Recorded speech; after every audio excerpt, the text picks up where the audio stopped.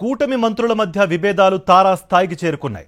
TDP Janasena మంత్రుల మధ్య సఖ్యత కొరవడింది. నెల్లూరు నేతలతో టెలికాన్ఫరెన్స్ సమావేశంలో మంత్రి నారాయణ ఈ విషయాన్ని బయటపెట్టారు. రేషన్ మాఫియా వ్యవహారంపై నారాయణ స్పందించారు. అయితే తన శాఖను టీడీపీ నేతలు తప్పుబడుతున్నారని నాదెండ్ల మనోహర్ అసంతృప్తి వ్యక్తం చేశారని నారాయణ అన్నారు. నాదెండ్ల మనోహర్ అసంతృప్తిని టీడీపీ నేతలకు మంత్రి నారాయణ తెలిపారు. తాము అసలు ఎన్డీఏ ప్రభుత్వంలోనే ఉన్నామా అని నాదెండ్ల అడిగారని అన్నారు. మీ మున్సిపల్ శాఖ వ్యవహారాలను నన్ను మాట్లాడమంటారా అని తనను ప్రశ్నించారని నారాయణ అసంతృప్తి వ్యక్తం చేశారు. నేతలను ఎందుకు కంట్రోల్ చేయలేకపోతున్నారని రాష్ట్ర అధ్యక్షులు కూడా తనను అడిగారని టీడీపీ నేతలతో మంత్రి నారాయణ చెప్పారు.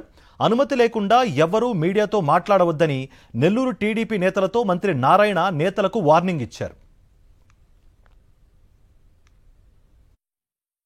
నేను వారానికి ఒకరోజు మనోహర్ గారి తిరిగిపోతున్నా పంచాయతీకి.